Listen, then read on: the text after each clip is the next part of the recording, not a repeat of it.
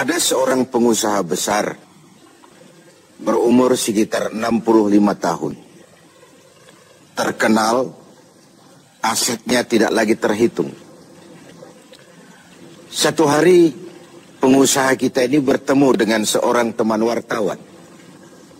Terjadilah dialog. Sang wartawan bertanya kepada pengusaha kita, "Pak, umur Bapak berapa tahun?"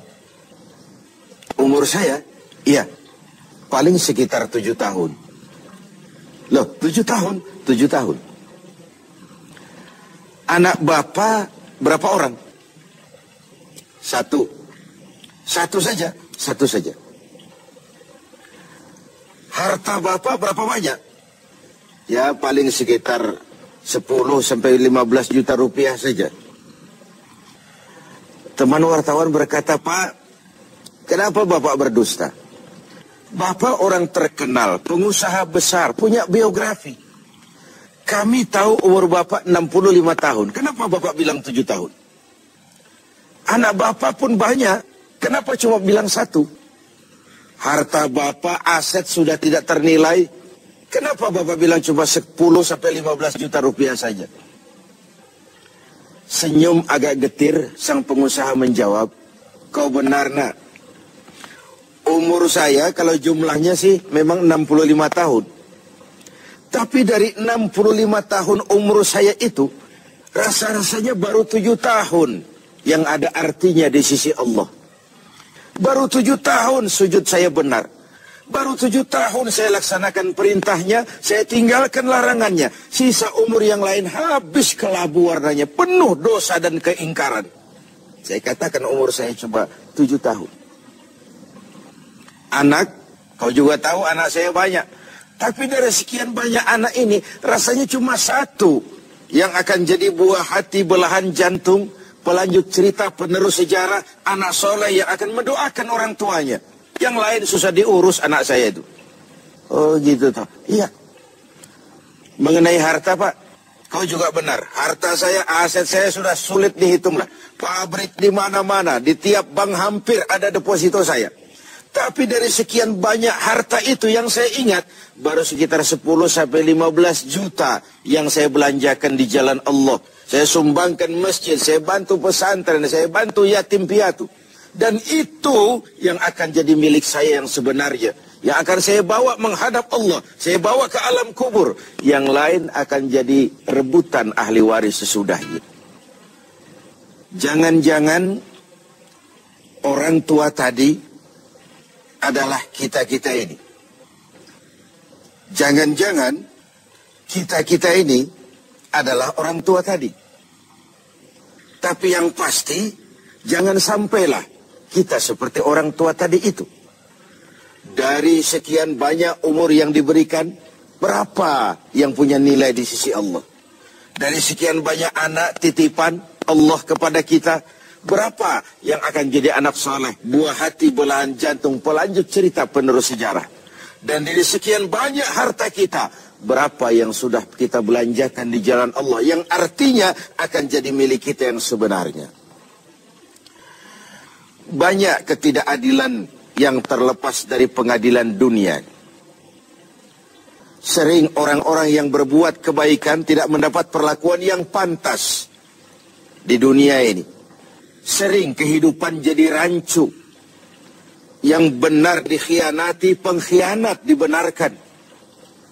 Yang tuntunan dijadikan tontonan, yang tontonan malah dijadikan tuntunan.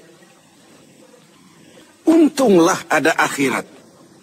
Bukan sekedar melepas diri dari ketidakberadayaan kita menghadapi sistem. Tapi cermin bahwa tidak satu ketidakadilan yang bagaimanapun kecilnya yang terlepas dari pengadilan dunia akan terlepas juga di pengadilan akhirat nanti. Inilah keadilan. Karena itu pada jumpa kali ini saya ingin menyampaikan sebuah hadis tentang apa yang harus kita pertanggungjawabkan di hadapan Qadhi Rabbul Jalil nanti. Sebuah hadis menyatakan, "Lan tazula qadama 'abdin yaumal qiyamah hatta yus'ala an arba'i khisalin." besok di hari kiamat tidak akan bergeser telapak kaki seorang hamba sebelum ia dimintakan tanggung jawab terlebih dahulu tentang 4 persoalan. Apa yang 4 itu? Pertama, an umrihi fima afnahu.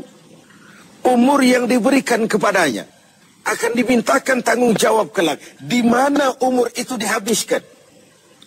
Diberikan umur 30 tahun kah, 40 tahun, 50 sampai 70, 100 bahkan.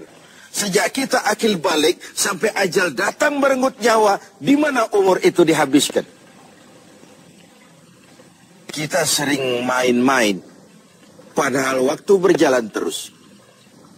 Kita sering lalai dan lupa, padahal malaikat maut tidak pernah lalai dan lupa. Seorang Nabi Yakub alaihissalam, seketika akan ajal, beliau menanyakan, kalau saya ajal kenapa tidak diberitahu lebih dahulu? Kata malaikat maut, sudah diberitahu. Loh, bagaimana caranya diberitahu?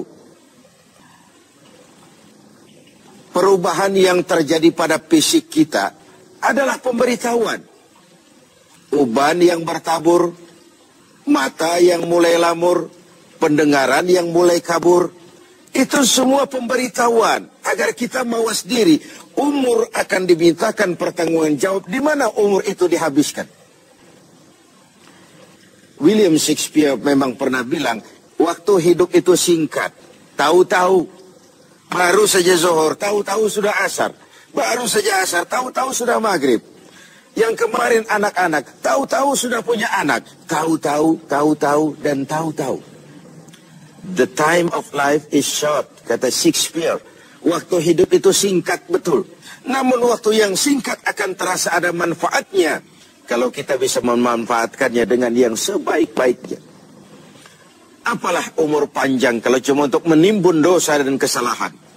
Lebih baik umur yang panjang, tapi untuk mengkoleksi berbagai kebajikan.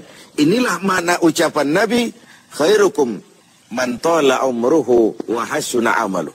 Yang terbaik di antara kamu, orang yang panjang umurnya dan banyak juga kebaikannya.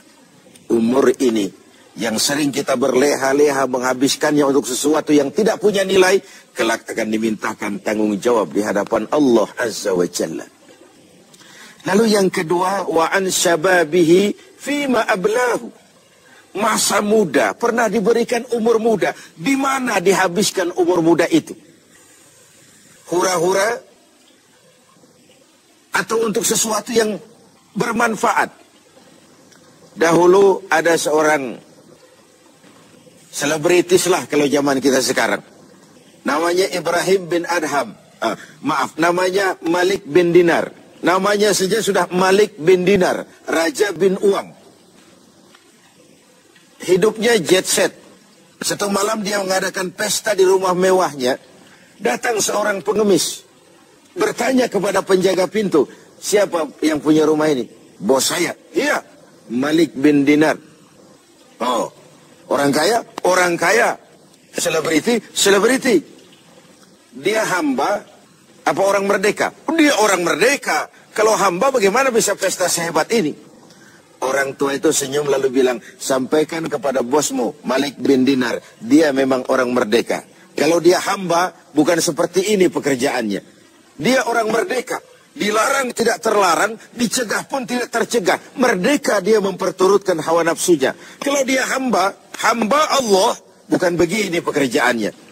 Menghabiskan waktu untuk pesta, hura-hura, sesuatu yang tidak ada gunanya. Ini disampaikan kepada Malik bin Dinar, dia tercenung mendengar orang tua yang misterius itu. Malamnya dia bermimpi kiamat datang. Dia akan dia masukkan ke dalam neraka. Karena itulah lalu dia bertobat dan kemudian menjadi ahli sufi yang terkenal, Malik bin Dinar. Masa muda akan dimintakan tanggung jawab. Yang ketiga, wa an ilmihi maza amilabi. Ilmu yang dimilikinya, kemana ilmu itu diamalkan? Untuk mencerdaskan orang atau untuk membodohi orang yang memang sudah bodoh? Untuk membimbing umat atau menyesatkan orang lain? Agar hamba menjadi hamba Allah atau agar orang menghambakan dia? ilmu akan dimintakan pertanggungan jawab. Yang terakhir, wa an malihi min aina iktasabahu wa fima anfaqahu. Kita akan dimintakan tanggung jawab tentang harta kita. Dari mana harta itu didapat dan kemana harta itu dibelanjakan. Perhatikan yang terakhir ini. Tentang ilmu, pertanyaan akhirat cuma satu. Ilmumu kau amalkan untuk apa? Tentang umur, pertanyaan akhirat pun satu. Umurmu kau habiskan di mana? Tentang masa muda, pertanyaan akhirat juga satu. Masa mudamu kau gunakan buat apa? Tapi khusus tentang harta, pengadilan akhirat bertanya dua. Hartamu kau dapat dari mana dan kau belanjakan kemana? Dari mananya dan kemananya. Kadang didapat dari cara yang benar, tapi dibelanjakan untuk yang tidak benar. Atau bisa juga didapat dari cara yang tidak benar, dibelanjakan kepada jalan yang benar. Itu pun tidak mungkin kedua-duanya. Pemirsa TV 7 yang berbahagia, mudah-mudahan kita tidak bernasib seperti orang tua pengusaha di awal pertemuan kita ini. Semoga kita menjadi orang yang bisa mempertanggungjawabkan baik umur, masa muda, ilmu pengetahuan, dan harta yang dititipkan Allah kepada kita. Tidak satupun yang akan luput dari pengadilan.